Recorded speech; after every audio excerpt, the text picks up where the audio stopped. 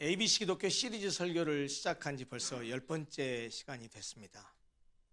지지난주에는 하나님의 사랑 그리고 예수의 속량에 대해서 말씀드렸는데, 오늘은 믿음으로 얻는 구원이라는 제목으로 기독교의 가장 중요한 구원 교리에 대해서 말씀드리려고 합니다. 우리는 살아가다 보면 이런저런 문제에 많이 부딪힙니다. 컴퓨터를 사용하다가도 갑자기 문제가 생길 수도 있고, 자동차를 타고 가다가 갑자기 자동차가 서버릴 수도 있고, 살아가다 이런저런 문제를 당할 때가 있는데, 문제가 발생한 건 알아요. 그리고 왜 그랬는지도 알아요. 그런데 그걸 해결할 방법을 몰라요. 해결할 방법을 찾을 수도 없어요. 이럴 경우에 참 난감합니다. 참 비극적인 상황이라고 말하지 않을 수가 없습니다. 그런데 인간의 죄 문제가 바로 그런 문제입니다. 인간의 대표자였던 첫사람 아담이 하나님의 명령에 불순종해서 타락함으로써 죄인이 되었고, 아담 이후의 모든 인간도 아담 안에서 죄인이 되어서 하나님의 관계가 단절되어 버린 영적인 죽음에 이르고 말았습니다. 그 결과 인간은 육체의 소욕대로만 살아가다가 결국에는 죄 때문에 심판받고 지옥의 형벌을 받게 되었습니다. 그것이 인간의 비극입니다. 그런데 죄의 문제를 해결해야 저주도, 심판도, 지옥의 형벌도 피할 수 있는데, 문제는 우리 인간 스스로의 힘으로는 그 죄 문제를 해결할 수 없다는 사실입니다. 그러기에 인간의 실존적인 문제 가운데 가장 처절하고 비극적인 문제가 뭐냐? 바로 죄의 문제입니다. 돈이 없고 지식이 짧고 사회적인 명예가 없고 하는 것이야 그건 큰 문제가 안 됩니다. 근데 우리 모든 인간이 실존적으로 이 죄의 문제 앞에서는 다 절망할 수밖에 없고 해결책이 없어서 좌절할 수밖에 없습니다. 그런데 기쁜 소식이 있습니다. 우리가 해결할 수 없는 그 죄의 문제를 하나님께서 직접 해결하셨다는 것입니다. 사랑의 하나님께서 예수 그리스도를 이 땅에 보내셔서 그로 하여금 우리 죄를 대신해서 십자가에 못 박혀 죽게 하셨고, 또 예수께서는 십자가에 죽기까지 복종하심으로써 우리의 모든 죄값을 갚아주셨습니다. 그것이 지난주에 말씀드렸던 하나님의 사랑 그리고 예수 그리스도의 속량이었습니다. 이렇게 우리를 사랑하시고 우리의 죄를 다 죄값을 해결하신 하나님은 바로 우리를, 모든 죄인들을 구원으로 초청하십니다. 사실 이 땅에 존재하는 모든 고등 종교들을 보면 인간이 마땅히 따르고 행해야 될 삶의 원리와 기준을 제시해 줍니다. 종교마다 교리가 다르긴 하지만 어떤 종교든지 간에 기독교뿐만이 아닙니다. 세상에 존재하는 모든 고등 종교들은 교리를 통해서 바람직한 인간상, 올바른 삶의 자세와 태도, 그리고 인간이 마땅히 추구하고 따라야 할 삶의 의미와 가치, 그리고 삶의 방향 등을 가르쳐 줍니다. 그래서 정상적인 종교인이라면, 기독교를 믿든 불교를 믿든 정상적인 종교인이라면 종교가 없는 사람보다 더 나은 삶을 사는 것이 지극히 정상적입니다. 이렇게 종교가 우리에게 좋은 역할을 하기 때문에 종교에 대해서 우리가 호의적으로 말할 때, 물론 어떤 사람들은 종교를 무시하거나 종교를 폄하해서 말하는 사람들도 적지 않습니다. 우리가 종교에 대해서 호의적으로 말할 때 보통 이렇게 말하죠. 교회를 가든 성당회를 가든 절회를 가든 목사님이나 신부님이나 스님이 모두 사랑해라, 자비를 베풀어라, 착하게 살아라, 사람답게 살아라 라고 하면서 소위 좋은 말씀을 해 주신다고 그렇게 말들을 합니다. 그런데 말이죠, 기독교의 핵심은 착하고 선하게 살라고 하는 윤리적인 가르침에 있는 것이 아닙니다. 기독교의 핵심은 인간의 구원 문제에 있습니다. 따라서 여러분 꼭 기억하십시오. 적어도 여러분처럼 이렇게 교회를 온 사람들, 교회를 다니는 사람들, 소위 기독교를 믿는 사람들은 다른 것은 몰라도 성경이 말하고 있는 구원의 진리만큼은 올바르게, 확실하게, 분명하게 알아야 하고 또 믿어야 합니다. 먼저 구원이 무엇일까요? 이 구원을 사전적 정의에 따라서 설명하자면, 사전적 정의에 따르면 구원은 다른 것이 아니에요. 어떤 위험한 상황에서 구출되거나 속박에서 해방되는 것을 의미합니다. 그런데 말이죠, 이 구원은 기독교만의 전유물이 아닙니다. 모든 종교는 구원을 말합니다. 그런데 종교학적으로 봤을 때 이 구원에 이르는 방법에 따라서 종교학에서는 종교를 크게 둘로 나눕니다. 구원에 이르는 방법에 따라서 하나는 스스로 자자 힘 역자를 써서 자력 종교라고 하고, 다른 종교는 달을 타자를 써서 타력 종교라고 말합니다. 다시 말씀드릴게요. 종교는 구원에 이르는 방법에 따라서 인간 스스로의 힘으로 구원에 이를 수 있다고 하는 자력 종교와, 아니다, 타자적인 존재의 도움이 필요하다고 말하는 타력 종교로 나뉜다는 말입니다. 자력 종교의 대표적인 예는 불교입니다.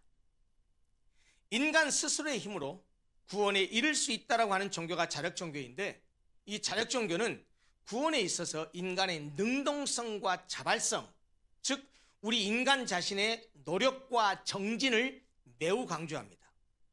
그런 점에서 자력 종교는 수양이나 수행의 의미가 매우 강합니다. 나아가 이 자력 종교는 구원이라고 하는 것을 포인트 제도 또는 마일리지 시스템으로 묶습니다. 구원을 포인트나 마일리지처럼 이렇게 많이 쌓을수록 등급을 업그레이드 시켜주고 혜택도 많이 주는 것처럼, 자력 종교는 착하고 선한 일을 많이 하고 덕을 쌓으면 쌓을수록 좋다, 그리고 그렇게 해야 구원을 받을 수 있다라고 말을 합니다. 그래서 자력 종교는 아까도 말씀드렸듯이 인간에게 자꾸 이것도 해라 저것도 해라, 이래야 된다 저래야 된다, 자꾸 우리에게 뭘 하라고 합니다. 사실 이런 자력 종교의 구원과는요, 종교 심리학적으로 세 가지 의식과 아주 밀접하게 맞물려 있습니다. 성경에는 없는 이야기인데 종교 심리학적인 이 세 가지 의식을 간단히 말씀드리려고 합니다. 하나가 죄의식, 다른 하나는 심판의식, 그리고 세 번째가 희생의식입니다. 간단히 설명드리죠. Sense of sin, 죄의식이라고 하는 것은 자신이 저지른 죄나 잘못에 대해서 스스로 느끼고 깨닫는 마음입니다. 우리 인간은 마땅히 어떻게 행동해야 되는지를 압니다. 그게 양심의 소리입니다. 그렇게 눈앞의 이익과 욕망에 따라서 행동하게 되면 자기도 알아요. 뭘 알아요? 내가 나쁜 짓 했다, 내가 죄 지었다, 알아요 다. 그런데 여러분, 죄를 드러낸 걸 원해요? 아니요. 다 죄를 감추려고 해요. 그래서 우리는 인간, 이게 본능이라는 거예요. 실수하고 잘못하고 죄 짓고 하는 것들이 본인이 먼저 알아요. 누구보다 자신이 알아요. 그러나 그걸 드러내기를 싫어해요. 그래서 묻어버려요. 어디에? 생각을 안 하려고 해요. 그게 뭐냐면 잠재의식 속에 묻어버리는 거예요. 사람은 누구나 죄의식을 가지고 산다라는 거예요. 예외 없습니다. 그리고 그 죄의식은 죄책감 그리고 수치심을 동반합니다. 그래서 내려놓고 하지 않아요.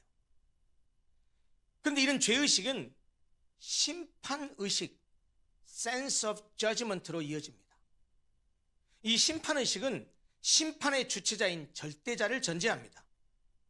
인간은 누구나 동의하고 인정하고 살아갑니다. 무엇을요? 죄 지은 인간은 반드시 벌을 받아야 한다. 그리고 실제로도 반드시 벌을 받게 되어 있다라고 믿고 삽니다.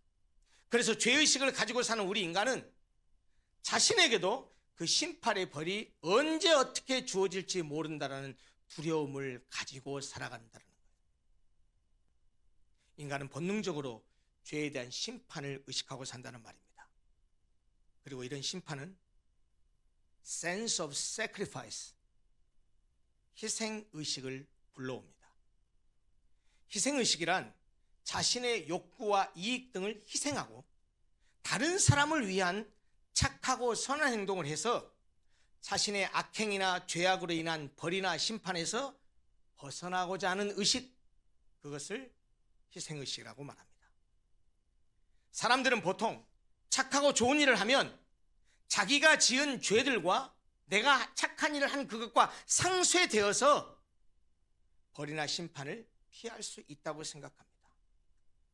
다시 말하면 착하고 선한 일을 많이 하면 심판에서 벗어나 구원에 이를 수 있다고 생각한다는 말입니다. 자신의 욕구와 이익 등을 희생함으로써 다른 사람들을 위한 착하고 선한 행동을 하면 지은 죄를 상쇄할 수 있다는 생각은 착각이라는 거예요. 왜? 인간은 본능적으로 이기적이에요. 인간은 본능적으로 자기중심적이에요. 그렇기 때문에 누구나 착하고 선하게 살려고 마음은 먹습니다. 그러나 실제로는 그렇게 살지 못하는 것이 우리 인간이에요. 게다가 설사 내가 착한 일을 하면 그것으로 옛날에 지었던 나쁜 죄를 상쇄할 수 있다고 하더라도 과거에 지은 그 죄를 상쇄할 만큼의 선한 일을 앞으로 해야 될 텐데 인간이 그럴 수 있을까요? 불가능합니다. 여러분, 그래서 사실 자력 종교는요, 인간에게 자꾸 무엇을 하라고 하지만 한계가 있을 수밖에 없어요. 내가 얼마나 착한 일을 해야 내 지은 죄를 다 상쇄할 수 있습니까? 그걸 누가 판정합니까? 그래서 기독교는 대표적인 타력 종교거든요. 이 타력 종교는 인간은 자신의 힘으로 구원에 이를 수 없고 인간 외부의 초월적 존재에 의해서만, 즉 신적 존재죠. 우리로 말하면 하나님입니다. 그 초월적 존재에 의해서만 구원에 이를 수 있다고 하는 종교, 그게 타력 종교입니다. 그래서 타력 종교는 자력 종교와 달리 구원에 있어서 우리 인간의 역할을 매우 수동적이고 피동적이고 소극적으로 봅니다. 오직 신이 제시하는 그 길을 그냥 따르기만 해라, 받아들이기만 해라 라고 말을 합니다. 구체적으로 우리 기독교는 이 구원에 관해서 무엇이라고 할까요? 제가 오늘 서두에서 말씀드렸습니다. 오늘은 믿음으로 얻는 구원이라는 제목으로 기독교가 말하는, 성경이 말하는 구원의 교리에 대해서 말씀드리겠다고 여러분들에게 먼저 소개했습니다. 기독교는 구원에 대해서 뭐라고 할까요? 성경은 해결할 수 없는 우리 인간의 죄와 그 죄로 인해서 당할 수밖에 없는 형벌에서 벗어나기 위해서 자력 종교가 말하는 것처럼 무엇을 애쓰고 노력하고 힘쓰라고 하지 않습니다. 포인트나 마일리지를 계속해서 적립하라고 하지 않습니다. 성경은 구원이 우리 인간의 노력으로 얻을 수 있는 것이 아니라고 합니다. 구원은 하나님이 주시는 선물이랍니다. 구원이 하나님이 주시는 선물이라는 말의 의미는, 구원은 하나님이 아무런 조건 없이 우리들에게 베푸시는 사랑이라는 거예요. 이렇게 아무 조건 없이 공짜로 사랑의 근거에서 우리에게 베푸시는 하나님의 그 호의, 좋은 뜻, 이것을 보통 교회에서는 어떤 단어로 바꿔서 사용하느냐, 그것을 은혜라고 말합니다. 그러면 하나님은 어떤 사람에게 구원을 베푸실까요? 누가 그 구원의 은혜를 받을 수 있을까요? 우리는 구원을 받기 위해서 무엇을 준비해야 되고 무엇을 필요로 할까요? 예컨대 구원받기 위해서 얼굴이 예뻐야 할까요? 구원받기 위해서 돈을 많이 벌어야 될까요? 구원받기 위해서 교회에 열심히 다녀야 될까요? 구원받기 위해서 집사, 권사, 장로, 목사가 돼야 될까요? 구원받기 위해서 적어도 하루에 기도는 1시간씩 하고 성경은 몇 번을 읽어야 되고 헌금은 얼마를 해야 되고 그래야 구원을 받을까요? 성경은 우리가 구원받기 위해서 어떠한 노력이나 수고도 할 필요가 없다고 말합니다. 구원받기 위해서 필요한 것은 오직 한 가지라고 말합니다. 그것이 무엇입니까? 믿음입니다. 믿음. 구원받기 위해서는 반드시 믿음이 필요합니다. 또 믿음만 있으면 구원받기에 충분합니다. 믿음은 구원받기 위한 필요 충분 조건, 완전 조건입니다. 믿음만 있으면 구원받습니다. 그리고 믿음이 있어야 구원을 받습니다. 다른 어떤 것도 필요치 않다고 말합니다. 그러면 구원에 필요하고도 충분한 조건인 믿음은 도대체 무엇에 대한 믿음을 말할까요? 믿음이 우리에게 구원을 준다면, 믿음으로 구원을 받는다면 도대체 뭘 믿어야 될까요? 그 믿음의 내용이 무엇일까요? 그것은 제가 10주 전부터 계속했었던 ABC 기독교에서 설교했던 그 내용들입니다. 정리해 볼까요? 인간은 하나님의 형상으로 창조된 존귀한 존재였는데 첫사람 아담의 타락으로 모든 인간은 죄인이 되었고 나 또한 죄인이라는 사실을 믿는 겁니다. 받아들이는 겁니다. 그리고 그 결과 인간은 영적으로 죽고 영원한 형벌을 받게 되었으나 사랑이신 하나님께서 독생자 예수를 이 땅에 보내주시고 그 예수께서 나의 모든 죄를 짊어지시고 대신 죽게 하시고 죽음에서 그를 다시 살림으로써 나를 구원했다라는 사실을, 그래서 예수 그리스도가 나의 유일한 구세주라는 사실을, 그것을 믿는 것을 말합니다. 요약하면 내가 죄인임을 인정하고 나를 위해서 죽으시고 부활하신 예수 그리스도를 구주로 믿고 받아들이는 것, 예수에 대한 믿음, 그것이 바로 우리를 구원으로 인도합니다. 물론 예수를 믿음으로 얻는 구원의 결과는 여러 가지가 있습니다. 무엇보다 먼저 예수를 믿으면 모든 죄를 용서받죠. 그리고 죄에서 해방됩니다. 그리고 죄를 용서받았기 때문에 하나님은 우리를 의롭다고 하십니다. 더 이상 죄인이라고 하지 않으십니다. 우리가 죄를 짓지 않아서나 죄가 없어서 우리를 의롭다고 하시는 것이 아니라 우리의 모든 죄를 용서해 하셨기 때문에 우리를 의롭다고 하십니다. 그리고 하나님은 그렇게 죄 용서받고 새로 거듭나고 의인이라고 하신 우리들을 천국의 시민, 하나님의 자녀로 인정하고 받아들이십니다. 예수를 믿으면 우리의 신분이 달라진다는 겁니다. 오늘 우리는 에베소서 2장 1절부터 10절까지를 함께 읽었습니다. 우리가 함께 읽은 이 본문은 구원에 관해서 굉장히 중요한 사실을 몇 가지 가르쳐 줍니다. 1절 보십시오. 뭐라고 말합니까? 우리는 우리가 지은 허물과 죄로 인해서 죽었었다고 말합니다. 허물과 죄로 인해서 영적으로 완전히 죽은 존재들이었어요. 그래서 그 결과 우리가 어떻게 살았다고 말하느냐? 본문 2절은 세상 풍조를 따라 산다고 해요. 게다가 공중권세자는 사탄의 지배 아래 살면서 육체의 욕심을 따라서 내 마음대로 행하여서 본질상 하나님의 진노를 받아 마땅한 사람들이었다라고 말합니다. 3절에 그렇게 말하죠. 본질상 진노의 자녀였다. 그런데 긍휼이 풍성하신 하나님이, 긍휼이라는 말이 한자 말인데 무슨 뜻입니까? 순 우리말로 고치면 긍휼, 불쌍히 여긴다라는 뜻이에요. 불쌍히 여기시는 그 하나님께서 우리를 정말로 불쌍히 여기셔서 우리를 사랑하셔서 예수 그리스도를 이 세상에 보내서 그가 우리 죄를 대신해서 죽게 하시고 그를 믿는 이에게 선물로 구원을 주셨다라는 것입니다. 다시 말하면 구원은 예수 그리스도를 믿는 자에게 주시는 하나님의 선물이라는 거예요. 오늘 본문 9절을 보시면요, 이런 말이 있어요. 행위에서 난 것이 아니니 라는 말이 있어요. 여기서 행위라는 말은 아까 자력 종교가 얘기했었던 마일리지, 포인트처럼 뭔가 열심히 수고하고 애쓰고 착한 일하고 선한 일하고 하는 것을 말합니다. 우리의 노력과 우리의 무엇으로 하는 것, 그 일체를 행위라고 표현했어요. 착한 일을 많이 해야 한다거나 교회를 열심히 다녀야 구원받을 수 있는 것이 아니라는 것입니다. 그것이 행위에서 난 것이 아니니라는 말의 의미예요. 만약에 우리가 열심히 노력해서 무엇을 성취했다고 한다면 그것을 자랑할 수 있죠. 우리가 무엇을 열심히 힘쓰고 애써가지고 구원을 받았다고 한다면 구원받은 것을 자랑할 수 있을지 모르지만 구원은 하나님의 은혜로 선물로 주어지는 것이기 때문에 자랑할 수 있는 것이 아니라는 거예요. 나에게 구원을 베푸신 하나님 은혜에 감사만 있을 따름이라는 겁니다. 하나님이 은혜를 베풀지 아니하시면 우리는 하나님을 믿을 수조차 없습니다. 나의 믿음은 하나님의 은혜로 선물로 주어진 것이라는 것입니다. 따라서 이 구원과 관계돼서 꼭 기억하셔야 될 게 있습니다. 내가 예수를 믿어서 구원을 받았다고 해서 내가 받은 구원의 근거가 나에게 있는 것이 아니라는 거예요. 내 믿음조차 하나님이 주신 은혜라는 말입니다. 구원은 하나님과 나의 합작품이 아니에요. 하나님은 은혜를 주시고 그게 50%고 내가 믿음으로 받아들여, 내가 선택해서 받아들이고 그게 50%고 합쳐가지고 구원 100% 이게 아니고요. 하나님이 은혜를 주신 것이 100이고 내가 믿는 것도 100이에요. 100 더하기 100이 100%예요.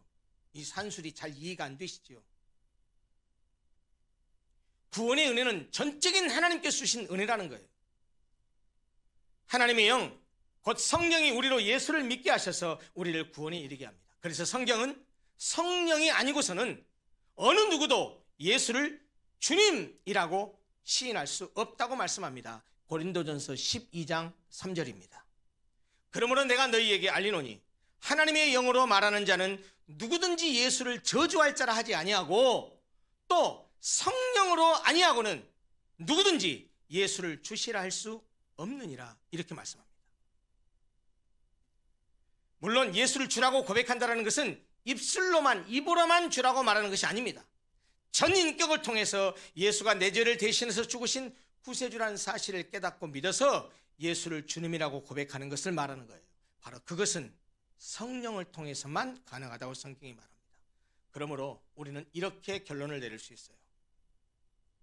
예수를 주님이라고 믿고 고백하는 사람은 이미 성령을 받은 사람입니다. 예수의 영인 성령이 아니고서는 예수를 주님이라고 부를 수 없기 때문입니다.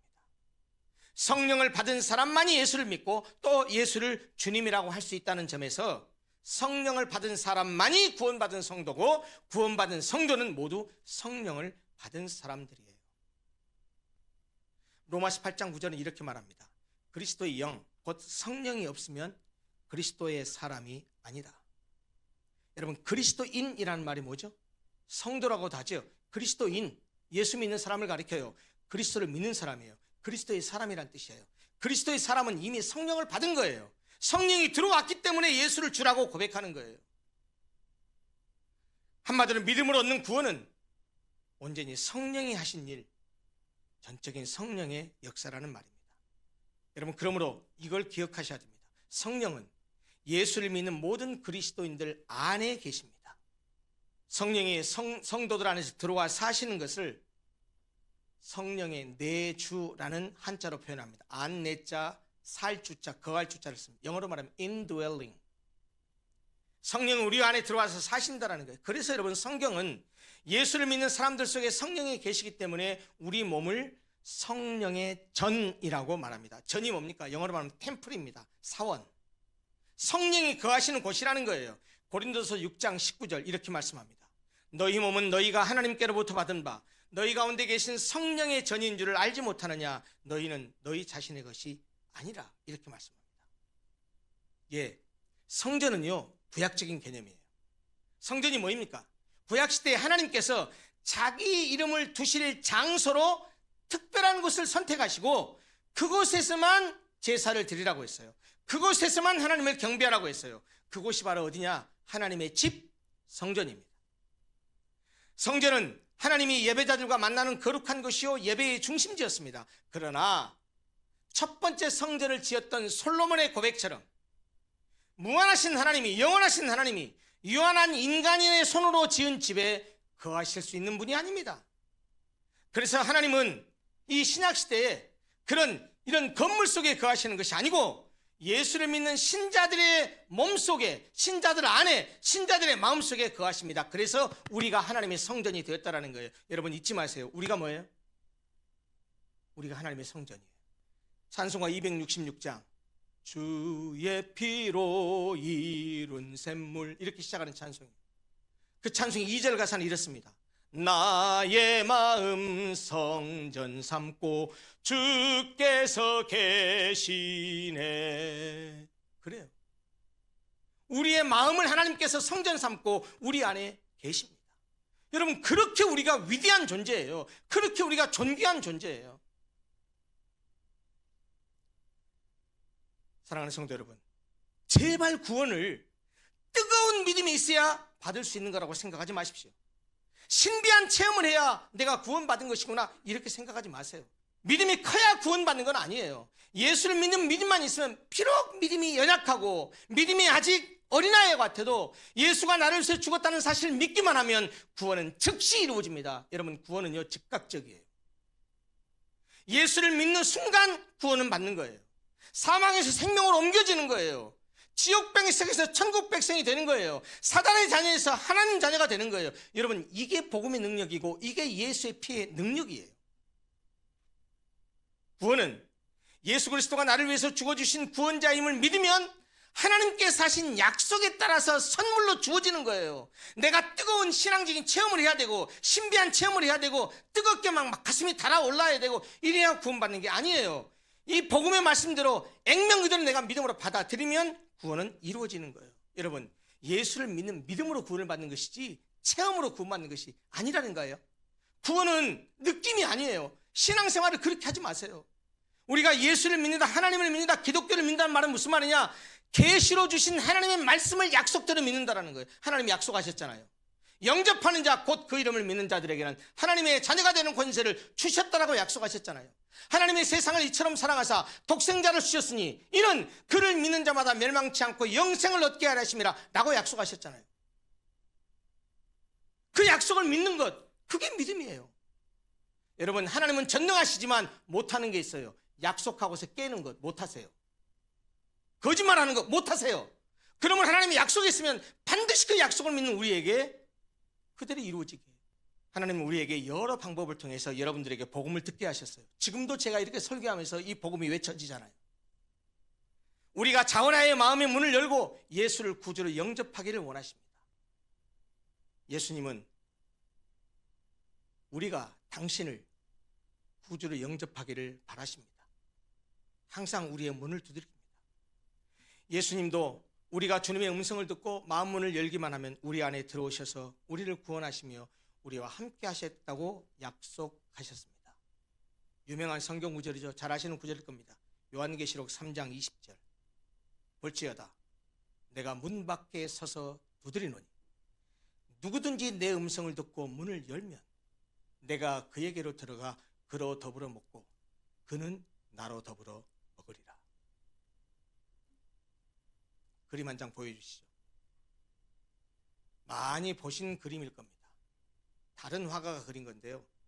이 요한계시록 3장 20절을 모티브로 해서 그린 그림이에요. 지금 녹화하고 계신 분이 누굽니까? 예수님입니다. 문을 두드리고 계시죠? 두드립니다. 녹화하면 문을 열어줘야 들어갈 거 아니에요? 저 문을 자세히 보시면 손잡이가 없습니다. 저 문은 밖에서 열 수 있는 문이 아닙니다. 안에서만 열 수 있습니다. 문 밖에 서서 두드리노니 라고 말했을 때 그 문이 무슨 문입니까? 우리의 마음의 문입니다. 이 마음의 문을 우리가 열어야 됩니다. 주님, 들어오세요. 그래요, 주님. 내가 죄인인데 주님이 나를 위해서 죽어주셔서 너무 감사합니다. 내가 당신을 나의 주님으로 모셔드립니다. 라고 마음을 열면 주님 말씀대로 그에게로 들어가 그는 나로 더불어 먹고 나는 그로 더불어 먹으리라 약속하셨잖아요. 생일이 돼서 어머니가 상다리가 부러지도록 생일상을 차렸습니다. 그러면 그 상 위에 차려진 음식은 누구 겁니까? 생일을 맞은 그 사람 거죠? 그렇죠? 보고만 있으면 그게 내 음식입니까? 언제 진짜 그 음식이 내 음식이 됩니까? 수저 젓가락을 떠서 내 입에 집어넣을 때 그때 진짜 내 음식이 됩니다. 구원이 이렇습니다. 예수께서 십자가에 못 박혀 죽으실 때 세상의 모든 죄를 해결하셨습니다. 모든 인간을 구원했습니다. 그런데 그 구원이 나에게 이루어지는 것은 그 예수 그리스도를 마음문을 열고 받아들일 때 그 구원이 나에게 이루어지는 거예요. 마치 내 앞에 나를 위해서 차려진 상을, 그 음식을 내가 떠서 먹을 때 내 음식이 되는 것처럼 내가 예수를 영접하고 마음 받아들일 때 그때 구원이 이루어지는 것입니다.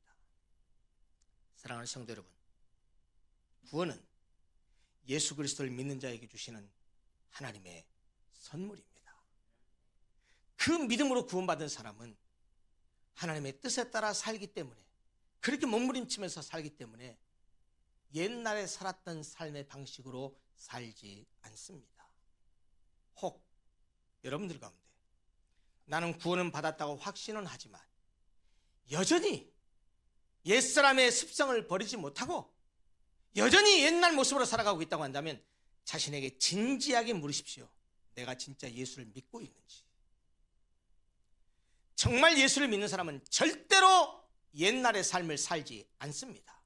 역사가 Before Christ, Anno Domini, BC와 AD로 구별되는 것처럼 그리스도인의 삶은 예수를 믿기 전과 예수를 믿은 후가 절대로 같을 수가 없습니다. 절대로 같을 수 없습니다.